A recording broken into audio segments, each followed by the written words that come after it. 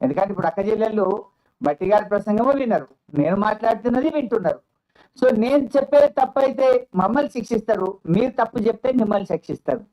మీరు చెప్పడం మహాలక్ష్మి మాది మహిళల కోసం అని పెద్ద పెద్ద మాటలు చెప్తుండ్రు, కానీ ఇలా వడ్డీ లేని రుణాల్లో మహిళలకు మోసం, స్టిచ్చింగ్ ఛార్జెస్ లో కూడా మహిళలకు మోసం చేస్తున్నారు. ఇక మూడో విషయం పేజ్ 20. పోయినసారి కూడా అదే చెప్పింది, ఈసారి కూడా అదే చెప్పింది, కానీ పేజ్ 20 పోయినసారి పేజ్ మారింది 44. ఈసారి పేజ్ 20లో ఏం చెప్పారంటే రేషన్ కార్డులు. తెలంగాణ అవతరించిన తర్వాత ఎంతో మంది పేదలు నూతన రేషన్ కార్డు కోసం ఆశగా వేచి చూసినా గత ప్రభుత్వం వారిని పట్టించుకోలేదు. కనీసం కొత్త కుటుంబ సభ్యుల పేర్లను కూడా రేషన్ కార్డులో జమ చేయలేదు, ఒక్క రేషన్ కార్డు కూడా ఇవ్వలేదని మా మీద ఆరోపణ చేసింది బడ్జెట్ లో. నేను ఛాలెంజింగ్ ద బట్టి విక్రమార్క. బీఆర్ఎస్ ప్రభుత్వం 6,47,479 రేషన్ కార్డులు ఇచ్చింది. కొత్త సభ్యులను కూడా ఇంట్లో కొత్త సభ్యులు పిల్లలు పుట్టినా పెళ్లి చేసుకొని కోడలు వచ్చినా కొత్త సభ్యులను కూడా యాడ్ చేసినాం. 20,69,033 మంది కొత్త సభ్యులను రేషన్ కార్డులో బీఆర్ఎస్ ప్రభుత్వం ఇంక్లూడ్ చేసింది. This document, official document. కానీ మీరేం చెప్పిన బడ్జెట్ సాక్షిగా ఒక కార్డియలే ఒక సభ్యుని కూడా యాడ్ చేయలేదనే అబద్ధాలు. అంటే ఎలక్షన్లలో రాజకీయ ప్రసంగాలు చేసినట్టు బట్టి గారి బడ్జెట్ ప్రసంగం కూడా జరిగింది. పచ్చి అబద్ధాలు, పిచ్చి ఆరోపణలతోని బట్టి గారి ప్రసంగం ఈరోజు కొనసాగింది. అంటే అరచేతిలో వైకుంఠం, ఆద్యాంతం అబద్ధాలు. అరచేతిలో వైకుంఠం చూపించారు, ఆద్యాంతం వారి ప్రసంగం అంతా అబద్ధాలతో కొనసాగింది. 72 పేజీల బట్టి గారి ప్రసంగం గురించి చెప్పాలంటే పోయినసారి 70 పేజీలు ఉండే, ఈసారి 2 పేజీలు పెరిగింది. బడ్జెట్ లో 2 పేజీలు పెరిగినాయి తప్ప పేదల సంక్షేమం మాత్రం పెరగలేదు. ప్రజలకు ఇచ్చే హామీలకు బడ్జెట్ లో చోటు లేదు. ఎన్నికల ముందు అబద్ధాలు, అధికారంలో వచ్చిన తర్వాత కూడా ఈరోజు అబద్ధాలే మాట్లాడుతూ వచ్చినారు. అంటే వారి ప్రసంగం అంతా కూడా 72 పేజీల ప్రసంగ సారాంశం అరచేతిలో వైకుంఠం, ఆద్యాంతం అబద్ధం. ఇది బట్టి గారి ప్రసంగం యొక్క సారాంశంగా మనం చెప్పుకోవాల్సినటువంటి అవసరం ఉంది. ఇకపోతే బడ్జెట్ లో రాష్ట్ర ప్రజలు ఎంతో ఆశగా ఎదురు చూశారు. ఎందుకంటే వీళ్ళు ఏం చెప్పిండ్రు, ఒకవైపు బట్టి విక్రమార్క సంతకం పెట్టి మరొక వైపు రేవంత్ రెడ్డి సంతకం పెట్టి ప్రజలు నమ్ముతలేరని బాండ్ పేపర్లు పంచారు ఇంటింటికి. చివరికి సోనియా గాంధీతో ప్రజలకు ఉత్తరం రాయించారు. ఈ 6 గ్యారంటీలు 100 రోజుల్లో అమలు చేసే బాధ్యత తల్లిగా నేను తీసుకుంటాను అని సోనియా గాంధీతో ఉత్తరం రాయించారు. బాండ్ పేపర్ మీద 2 సంతకం పెట్టి పంచారు. ప్రజలు ఏమనుకున్నారు, 100 రోజులపై 400 రోజులు అయింది, సరే మొదటి బడ్జెట్ లో పెట్టలేదు, ఈ బడ్జెట్ లోనైనా 6 గ్యారంటీలను అమలు చేస్తారేమో, ఇంకా 420 సంగతి తర్వాత ఈ 6ని అమలు చేస్తారేమో అని రాష్ట్ర ప్రజలు ఎంతో ఆశగా ఎదురు చూశారు. ఇవాళ మహాలక్ష్మి 2,500 ఇస్తారేమో, బడ్జెట్ లో పొందుపరుస్తారేమో అంటే ఆ మహాలక్ష్మి ఊసే లేదు. 2,500 రూపాయల సంగతి దేవుడు కానీ 250 కోట్లతో అందాల పోటీలకు మాత్రం డబ్బులు పెట్టిండు రేవంత్ రెడ్డి. అందాల పోటీలకు 250 కోట్లు బడ్జెట్ లో పెట్టిండు. కానీ 2,500 రూపాయల మహాలక్ష్మికి మాత్రం నయా పైసా బడ్జెట్ లో పెట్టలేదు. చేయూత 4,000 పెన్షన్ ఇస్తారు అని ఆశ చెప్పారు. 2023 డిసెంబర్లోనే ఇస్తామన్నారు. 2024 డిసెంబర్ అయిపోయింది, 2025 బడ్జెట్ కూడా వచ్చింది, ఈ బడ్జెట్ లో కూడా లేదు. అంటే సగం పుణ్యకాలం అయిపోయింది వీళ్ళకి.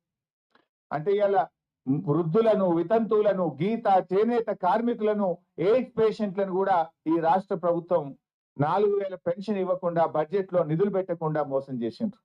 పెన్షన్ల విషయంలో ఒక పని అయితే చేసిండ్రప్ప, కొత్త పెన్షన్లు ఇవ్వలేదు కానీ ఉన్న పెన్షన్లు మాత్రం కూడా వీకిండ్రు.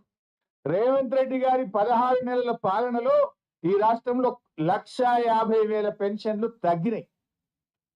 1,50,000 పెన్షన్లు కోత పెట్టింది. వీళ్ళు చెప్పింది 4,000 ఇస్తామని, 4,000 ఇవ్వలేదు కదా. ఉన్న పెన్షన్లలో 1,50,000 మందిని ఏరేసిండ్రు. I'm challenging. తర్వాత పోయిన బడ్జెట్ స్పీచ్ లో బట్టి గారు ఏం చెప్పిందంటే 31,000 కోట్లతో రుణమాఫీ చేస్తున్నామని 2024-25 బడ్జెట్ లో చెప్పారు. 31,000 కోట్లతో చేస్తామని చెప్పారు. ఈ బడ్జెట్ లో చూస్తే మేము 20,000 కోట్లు ఇచ్చేస్తాము అని చెప్పేసాం. అంటే ఇప్పుడు మిగతా వాళ్ళ సంగతి ఏంటి? ఫర్ ఎగ్జాంపుల్ నా ఒక్క నియోజకవర్గంలోనే రుణమాఫీ అయినోళ్ళు 20,000, సిద్దిపేట నియోజకవర్గంలో రుణమాఫీ కాని రైతులు 22,000, అయినోళ్ళు తక్కువ, రుణమాఫీ కానోళ్ళు ఎక్కువ. కానీ బడ్జెట్ ప్రసంగంలో ఏం చెప్పిండు? ఇక రుణమాఫీ అయిపోయింది అన్నట్టు చెప్తున్నారు. మరి మిగతా వాళ్ళకి ఇస్తారా? ఎప్పుడు ఇస్తారు? రేవంత్ రెడ్డి గారు 2 లక్షల మీద ఉన్న వాళ్ళు కట్టండి, ఉరకండి, బ్యాంకులో పోయి కట్టండి, మీరు ఎవరైతే 2 లక్షల మీద ఉన్నది కడతారో మీకు కూడా రుణమాఫీ చేస్తా అని రేవంత్ రెడ్డి చెప్పిండు. మరి ఆయన మాట ముఖ్యమంత్రిని నమ్మి కడితే ఇవాళ వరకు 2 లక్షల మీద ఉన్న వాళ్ళకైతే లేదు, 2 లక్షల లోపు ఉన్న వాళ్ళకైతే లేదు. ఇవాళ 2 లక్షల లోపు రుణమాఫీ అయిందని బట్టి గారి ప్రసంగంలో చెప్పారు. ఒక నా నియోజకవర్గంలో 2 లక్షల లోపు ఉన్న 10,150 మందికి ఇప్పటిదాకా రుణమాఫీ కాలేదు. 2 లక్షల లోపు 10,150 మంది ఉన్నారు. అంటే మరి నువ్వు 2 లక్షల లోపు అయిపోయింది అనేది పిచ్చి అబద్ధం కదా. 2 లక్షల లోపు రుణమాఫీ అయిందన్న కదా బట్టి, పోదామా మదిరకు? ఎప్పుడు పోదాని చెప్పు, పోయి అడుగుదాంపా రుణమాఫీ మొత్తం అయిందా, ఏ ఊరికి పోదామో నీ నియోజకవర్గంలో చెప్పు. లేదు నా నియోజకవర్గానికి వస్తా అంటే సాధారణంగా నేను ఆహ్వానిస్తా. రుణమాఫీ అయిపోయింది 2 లక్షల లోపు అని చెప్పినావు, కాలేదు. ఇది ప్రజల్ని, రైతుల్ని మోసం చేస్తున్నావు నువ్వు. అది కూడా లేదు.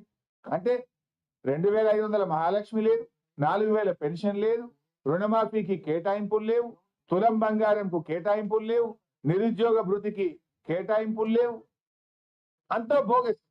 పోయినసారి బడ్జెట్ లో 2024-25లో ఆన్ గోయింగ్ ప్రాజెక్ట్స్, ఈ సంవత్సరంలో 6 పెండింగ్ ప్రాజెక్టులు పూర్తి చేసి నీళ్లు అందిస్తామని 24-25లో చెప్పిండ్రు. అండ్ ఈ సంవత్సరం 12 ప్రాజెక్టులు పూర్తి చేస్తాము అని చెప్పింది. నేను అడుగుతున్నా, ఒక్క ప్రాజెక్టు పూర్తయిందా? అయితే దాని పేరేందో చెప్పండి. బడ్జెట్ ప్రసంగం అంటే ఏమన్నా దగ్గరగా ఉండాలి కదా. 6 పూర్తి చేస్తాను, 6 కాకపోతే 4 అయినాయా, 3 అయినాయా, పోనీ ఒక్కటి అయిందా? ఒక్కటి కూడా పూర్తి కాదు. పోయిన బడ్జెట్ లో చెప్పిండ్రు 6 పూర్తి చేస్తాం, అండ్ ఈ సంవత్సరం 12 పూర్తి చేస్తాం అన్నారు. 6లో ఒకటి కాలేదు, ఈసారి 12 పూర్తి చేస్తామంటే ఎవరి చెవులో పువ్వులు పెడుతున్నారు? బడ్జెట్ అనేది టోటల్ గా అన్రియలిస్టిక్ గా ఉన్నది. ఇంకా జోక్ ఏంటంటే ప్యాథెటిక్ సిచ్యువేషన్. ఆ బడ్జెట్ ప్రసంగాన్ని తయారు చేసిన మంత్రివర్గం కావచ్చు, అధికారులు కావచ్చు, నాకు సిగ్గుచేటిది అసలు. మక్కికి మక్కి, సేమ్ టు సేమ్. ఉదాహరణకు రీజనల్ రింగ్ రోడ్ ఒకసారి ఎంత ఉండే, page number 61. Regional ring road కూడా మీరు చూస్తే అంటే 61 ఉంటుంది చూడు. రీజనల్ రింగ్ రోడ్ లో పేజ్ 61 ఈ సంవత్సరం ఈ ప్రాజెక్ట్ లో ఉత్తర భాగ భూ సేకరణ ప్రక్రియ ఇప్పటికే ప్రారంభమైంది, దక్షిణ భాగానికి డిపిఆర్ తయారు చేస్తున్నాము అని చెప్పింది. ఈ ఇయర్, లాస్ట్ ఇయర్ కూడా సేమ్ అదే విషయాన్ని 24-25లో కూడా ఉత్తర భాగానికి భూసేకరణ ప్రక్రియ ప్రారంభమైంది, దక్షిణ భాగానికి డిపిఆర్ చేస్తున్నాము అని చెప్పిండ్రు.